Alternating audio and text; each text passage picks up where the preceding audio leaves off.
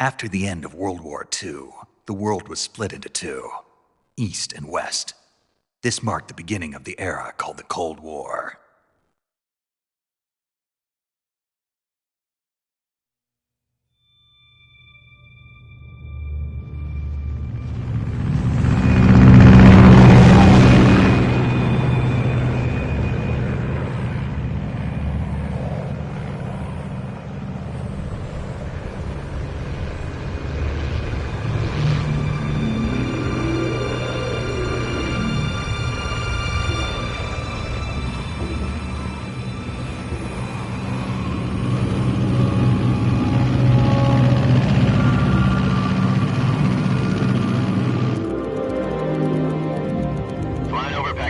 Altitude 30,000 feet. Approaching Soviet airspace. 20 minutes to drop off. Commencing internal depressurization. Equipment check. Arm main parachute. All right. You ready to go? Drop zone still showing a high pressure mass. Cav okay. Good. We've got high visibility.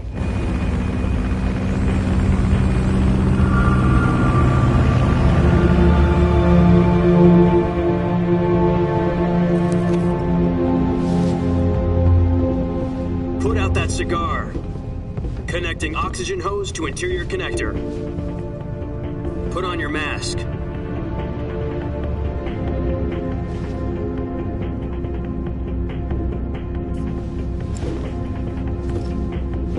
Does this panty waste know what he's doing?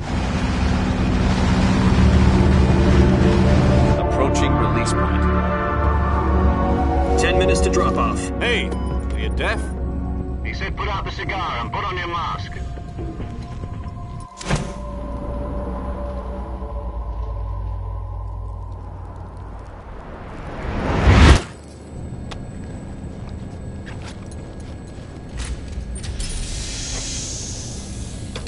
Depressurization complete.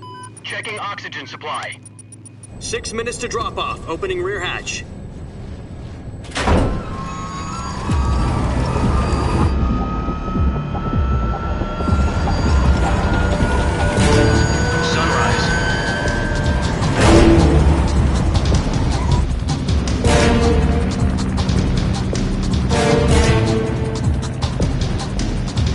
External temperature minus 46 degrees Celsius. 2 minutes to drop off. Stand up. You'll be falling at 130 miles per hour. Try not to get frostbite from the wind chill. 1 minute to drop off. Move to the rear. Activate bailout model. This is one for the history books. The world's first halo jump. 10 seconds to drop off. Stand by. Status okay. All green. Prepare for drop-off. Countdown. 5, 4, 3, 2, 1. Spread your wings And fly. God be with you.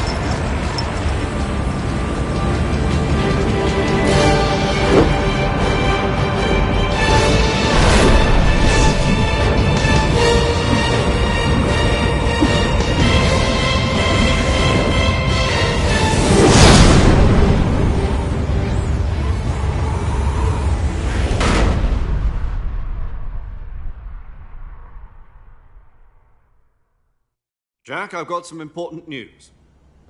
The head of the CIA has finally given us the green light for the Virtuous mission. Virtual mission? No, the Virtuous mission. The future of our Fox unit depends on it. If it succeeds, we'll be officially organized into a unit. Virtuous mission? Sounds like some kind of initiation ritual. You know, don't get cocky. This isn't a training op. Right.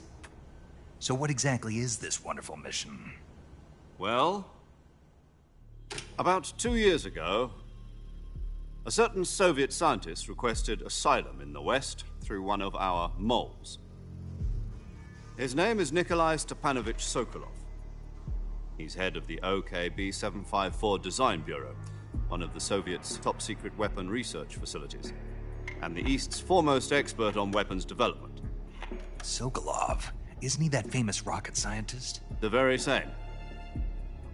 On April the 12th, 1961, the Soviets achieved the first manned spaceflight in history. The Earth was blue, but there was no God. Well spoken.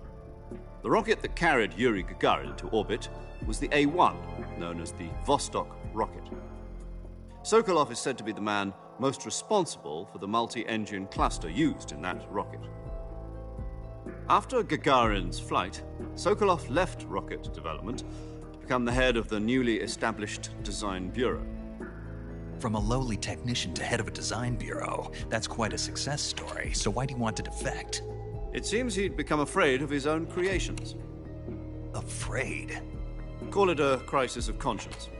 And for that, he left his country and his family behind and went over the fence? Not exactly. One of his conditions was that his family was also to be taken safely to the west. We used a mole to get the family out first and succeeded in sneaking Sokolov over the Berlin Wall shortly afterwards. I was the one who conducted the operation. The security on the eastern side was still full of holes back then. Then what? We got Sokolov over in one piece, but the whole ordeal had left him exhausted, and we checked him into a hospital in West Berlin. It took him 2 weeks and more than 600 miles to get from the research facility in the Soviet Union to Berlin. He was in no condition to say anything coherent. And it was only a week later that we had something much bigger on our hands. The Cuban Missile Crisis. October the 16th, 1962, President Kennedy received word that the Soviets were in the process of deploying intermediate-range ballistic missiles in Cuba. The President demanded that the Soviets dismantle and remove the missiles. At the same time, he announced a naval blockade to prevent further missile shipments from reaching Cuba. But the Soviets didn't back down, instead placing their armed forces on secondary alert. Soviet transport ships carrying missiles continued on course towards Cuba. US and Soviet forces went on alert for an all-out nuclear war. Frantic negotiations were conducted through the UN's Emergency Security Council and unofficial channels to end the hair-trigger standoff. Finally, on October the 28th, the Soviet Union agreed to remove its missiles from Cuba. And so the world avoided a nuclear holocaust. But in order to get the Soviets to pull their missiles out, we had to make a deal. You mean the one where the US agreed to remove its IRBMs from Turkey? No. The Jupiter IRBMs deployed in Turkey were obsolete, and we were going to get rid of them anyway. They had no strategic value whatsoever to either the US or the Russians. The Turkey deal was a ruse, a cover story that was fed to the other intelligence agencies around the world. So what did the Russians really want? Sokolov. They wanted us to return Sokolov. You mean the Soviets pulled out of Cuba just to get their hands on Sokolov? That's right. What the hell was he working on? At the time, we had no idea. We were running out of time. It was either give up Sokolov or risk full-scale nuclear war. In the end, we had no choice. President Kennedy gave in to Khrushchev's demand. The next day, I got Sokolov out of the hospital, handing him over to agents on the eastern side. Sokolov kept on screaming, "Save me," until he disappeared from my side. Then a month ago, we received some new information from one of our moles. About Sokolov? Yes. He was taken back to the research facility and forced to continue working on the weapon in question under KGB supervision. What's more, it's on the verge of completion. So what kind of weapon is it? Something to do with space rockets? No, missiles. Same technology. I guess you're right. We don't know the details, but it appears to be a new kind of nuclear device. For half a year now, the Soviets have been conducting frequent nuclear tests at Semipalatinsk. Something to do with the weapon, I assume. We're talking about a secret weapon so big that Khrushchev was ready to pull out of Cuba to get it back. Is Sokolov still in the facility? No. According to our intelligence, he's in Selinoyarsk, a place in the mountains about 3 miles to the west that's known as the Virgin Cliffs. The Virgin Cliffs. Nice name for a virtuous mission. They moved him there just recently. Why? Apparently, they're conducting a field test of the weapon, but it's our best chance to get him back. This mission would never have been possible if he was still in the research facility. This is our last chance. Sokolov must have known that too when he contacted us.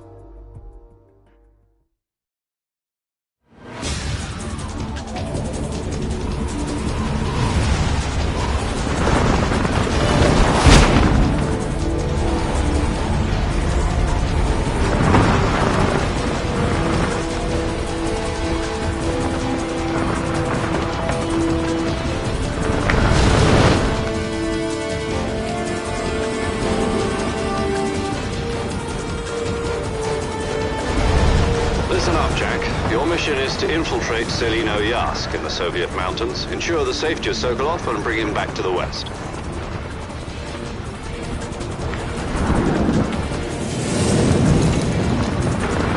If we don't get Sokolov back before that weapon is complete, we'll be facing a major crisis.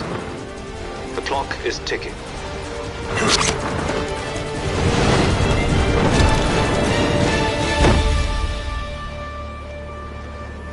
Once we've confirmed the rescue of Sokolov, stand by at the recovery point. A recovery balloon will be dropped at that point. Helium will be pumped into the balloon to inflate it. The process takes about 20 minutes. Once it's complete, the gunship's arm will latch onto the balloon and pull it up. The Fulton surface-to-air recovery system. I'm familiar with the theory. Take it easy. It's been combat-proven. Do you think Sokolov is up to it? The shock will be less than during a parachute jump, and the arm can handle up to 500 pounds. So you're planning on going over the border in a single combat talon? She's equipped with two 6-barrel 20mm Vulcan cannons, as well as two 40mm machine guns. Sounds like she could hold her own against a battalion of tanks. Even with the fuel in the reserve tank, we're facing a 4-hour time limit. If all goes well, it shouldn't take more than a few hours. Home in time for dinner. But if anything goes wrong, You'll be eating dinner, breakfast, and all the rest of your meals in the jungle.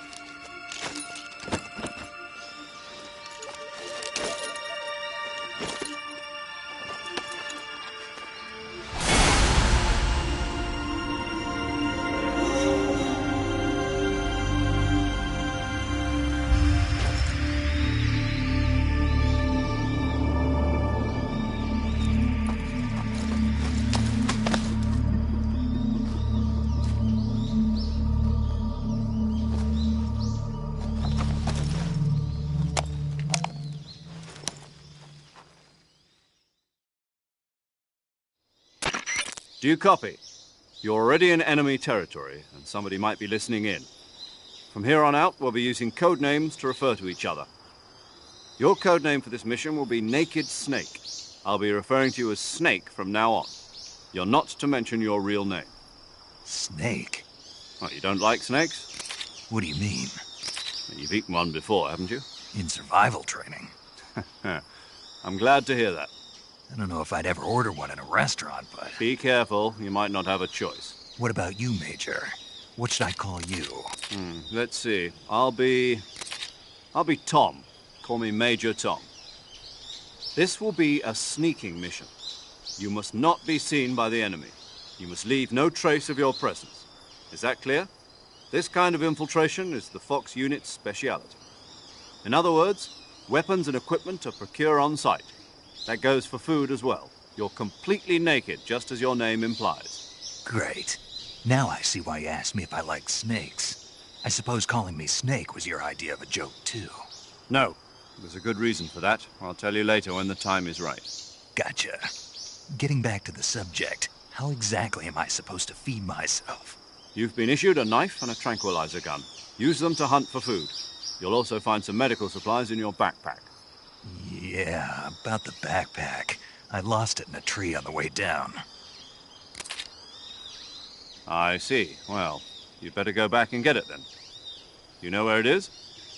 No problem. I can see it from here. It's stuck on a branch. To climb a tree, Stand in front of a tree that's covered in ivy and press the action button. I'll be monitoring your progress over the radio. We can't risk violating Soviet airspace, but I'll be in the gunship. My frequency is 140.85. I'll give you a call if I need to talk to you. If you need to talk to me, use the send function. Okay, Snake, go get your backpack.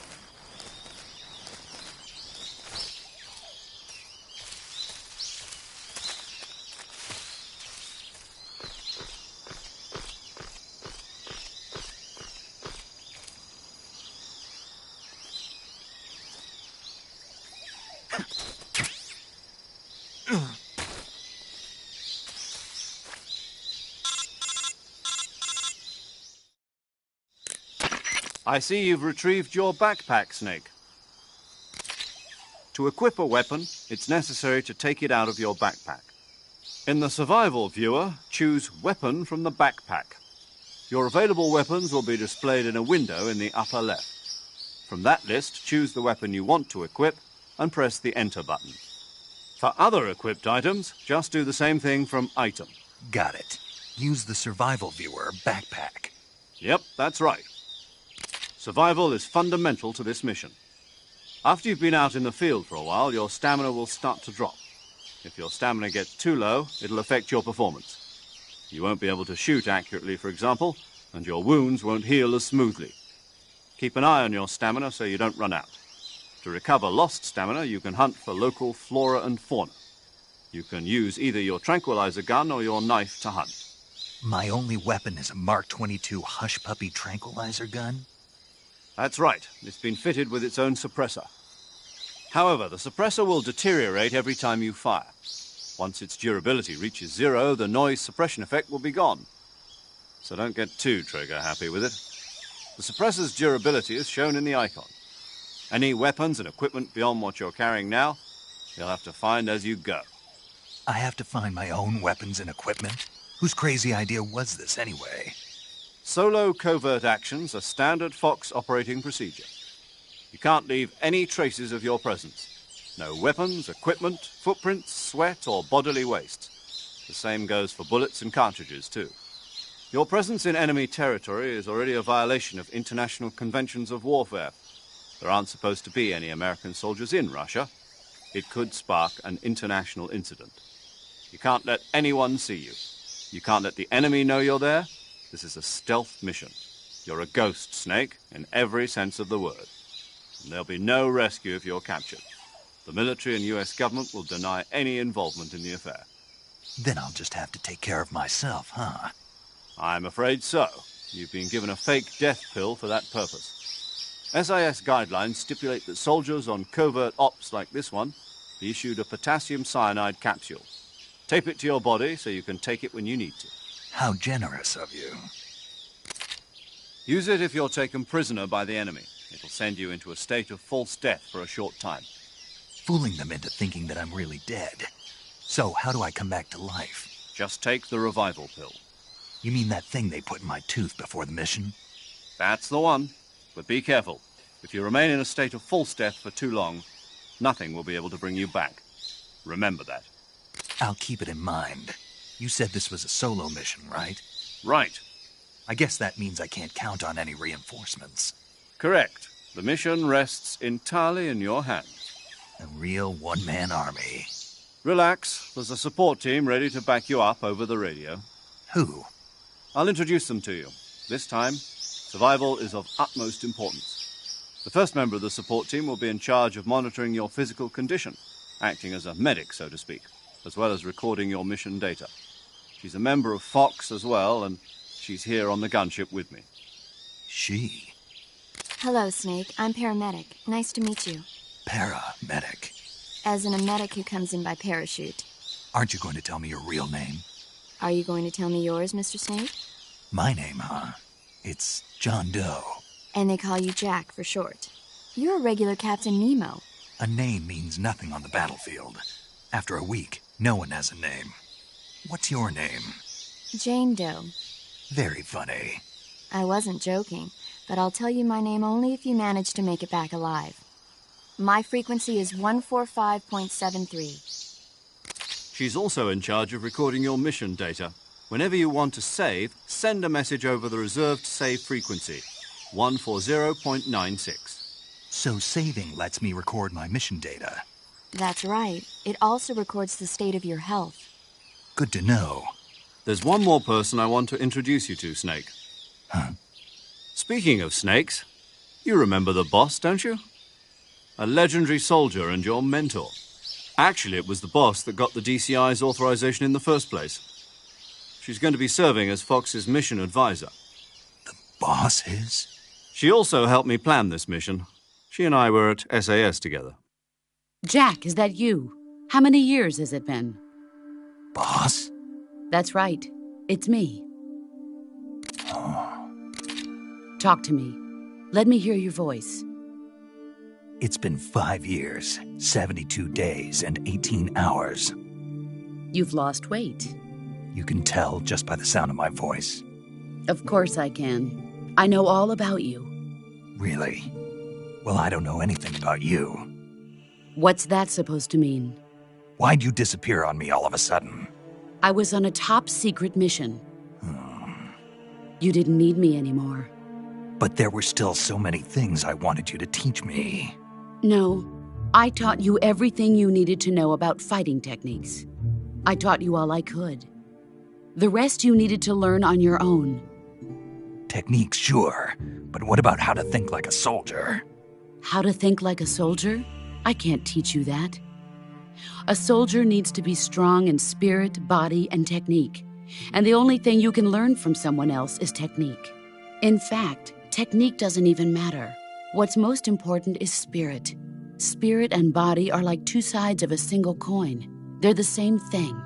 I can't teach you how to think. You'll just have to figure it out for yourself. Listen to me, Jack. Just because soldiers are on the same side right now doesn't mean they always will be. Having personal feelings about your comrades is one of the worst sins you can commit. Politics determine who you face on the battlefield. And politics are a living thing. They change along with the times. Yesterday's good might be tomorrow's evil.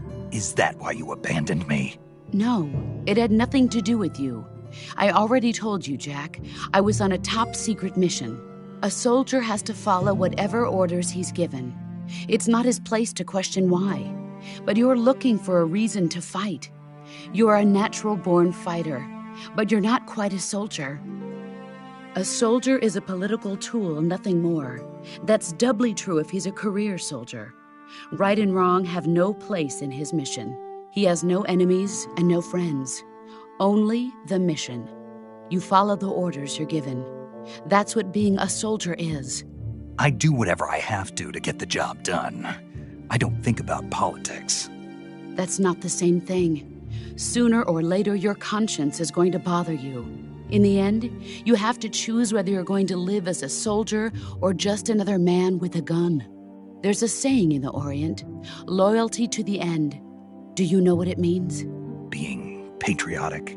It means devoting yourself to your country. I follow the president and the top brass. I'm ready to die for them if necessary. The president and the top brass won't be there forever. Once their terms are up, others will take their place. I follow the will of the leader, no matter who's in charge. People aren't the ones who dictate the missions. Then who does? The times. People's values change over time, and so do the leaders of a country. So there's no such thing as an enemy in absolute terms. The enemies we fight are only enemies in relative terms, constantly changing with the times. As long as we have loyalty to the end, there's no point in believing in anything, even in those we love. And that's the way a soldier's supposed to think? The only thing we can believe in with absolute certainty is the mission, Jack. All right, but do me a favor. What is it? Call me Snake. Snake. Oh, right. Your codename is Snake. It suits you well. That's right. The legendary unit that the boss put together during World War II was a snake. The Cobra unit, a group of heroes that brought the war to an end and saved the world. As long as you've got a legendary hero backing you up, you'll be fine. Isn't that right, Snake? Yeah, I can't think of anyone else I'd rather have with me. Oh, and one more thing, boss. Yes? It's good to hear your voice again. Same here. After all, who knows if either of us will make it out alive? Snake, you are always best at urban warfare and infiltrating buildings. But this is the jungle. Survival is going to be key. Those CQC techniques I taught you are sure to come in handy. CQC? Close quarters combat, huh? I've been in the Green Berets for the past few years. I'm probably pretty rusty. Not to worry. I'll be here to help you remember. After all, this is your first actual survival mission. I'll be supporting you over the radio. Where are you, boss? Next to the Major? The boss is communicating with us by radio from aboard a Permit-class submarine in the Arctic Ocean. My frequency is 141.80. Call me if you need my advice on battle techniques. Gotcha. Your mission is to retrieve Dr. Sokolov.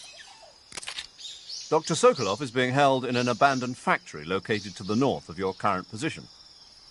Avoid heavy combat and don't let anyone see you. Don't forget that this is a stealth mission. Snake, try to remember some of the basics of CQC.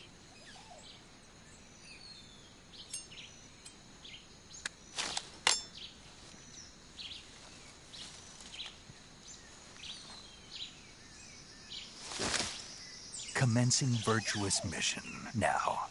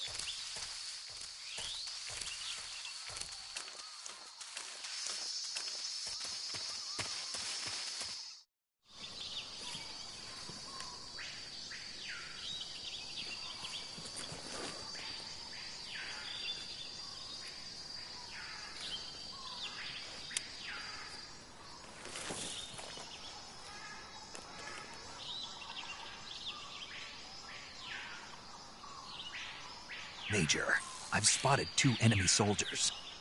They're probably KGB troops sent to guard Sokolov. AK-47s and grenades.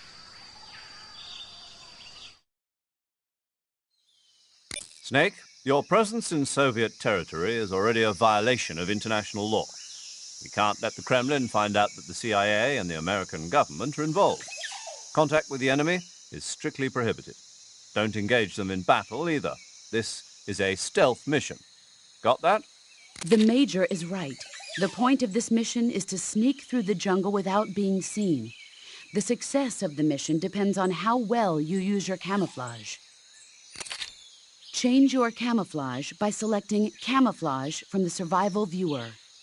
The Uniform option lets you pick your uniform, while the Face option lets you change your face paint. Choosing camouflage that blends in with your surroundings will help you conceal yourself more effectively. Also, don't forget that anything that moves will stand out in the jungle. If you just stand up and run around like an idiot, you're bound to be spotted. But if you crawl instead, you should be able to sneak by without being noticed. You can see how effective your camouflage is by looking at the Camo Index. The Camo Index shows how well your current camouflage blends in with the surrounding area. The higher the value, the harder you are to spot, and vice versa. The key is to make yourself one with nature. Keep that in mind as you go along, okay?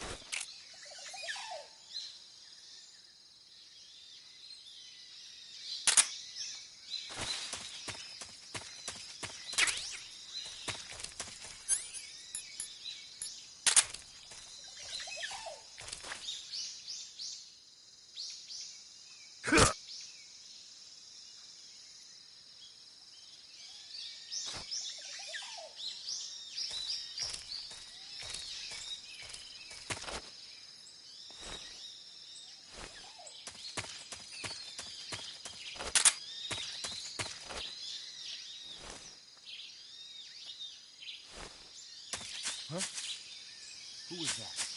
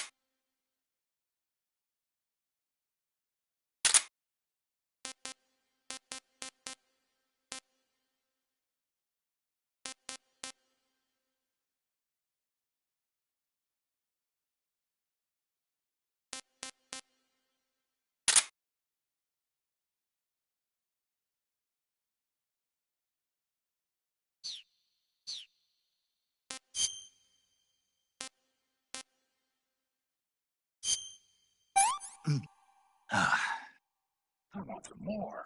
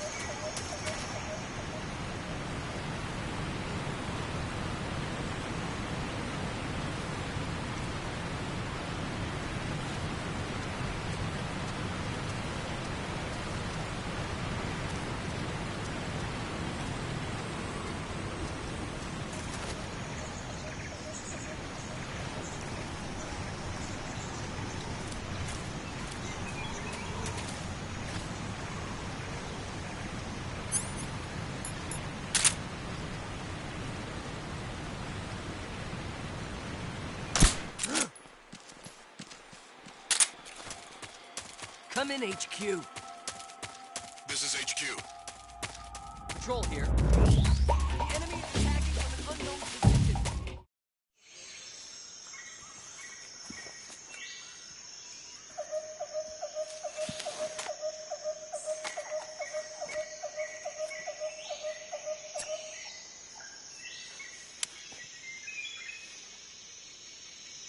Major, I've reached the abandoned factory where Sokolov is supposedly being held. This place is a dump.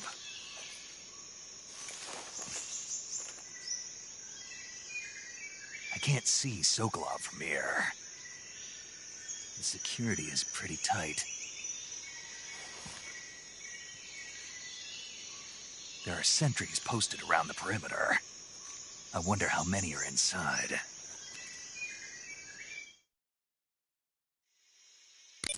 Your objective, Sokolov, is inside the factory. They should be holding him in a room in the northeast section. Northeast section. Got it. Be careful. Your mission is to bring Sokolov back alive. He must not be exposed to any kind of danger. Do not approach Sokolov while in the alert phase. Right. Oh, and one more thing, Snake. You mean there's more? No, it's just that when you get to Sokolov, I want you to tell him something from me. And that is? Sorry for being so late. Is that all? Yes. Understood. Beginning my approach to the target.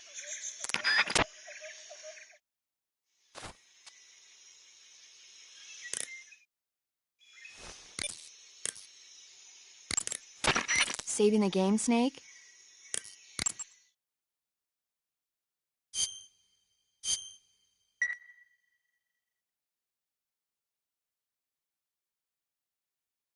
Hey, Snake, you ever heard of Godzilla King of Monsters? No, what is it? It's a movie. You haven't seen it? Nope. It's about this monster called Godzilla, who grows to an enormous size in a nuclear test and goes on a rampage in Tokyo. Nuclear test, huh? Then the Marshall Islands must be crawling with giant monsters right about now. It's just make-believe. Maybe that's why my pants have been so tight lately. Snake, it's a movie, not a report out of Los Alamos. I know. So then what happened? Godzilla is immune to all weapons, and humanity has no way to stop the monster. Dr. Shirazawa develops a new type of weapon, but meanwhile, Godzilla is getting closer and closer to Tokyo, obliterating everything in its path. It was originally a Japanese movie, but they made an American version, too. I recommend seeing the original Japanese one if you ever get the chance. It's mostly mindless fun, but it's also got a serious anti-nuke message as well. Where can I see the original? You'll just have to go to Japan. Really? That's too bad. Well, if you wait 40 years, you might be able to see it in America, too. Why's that?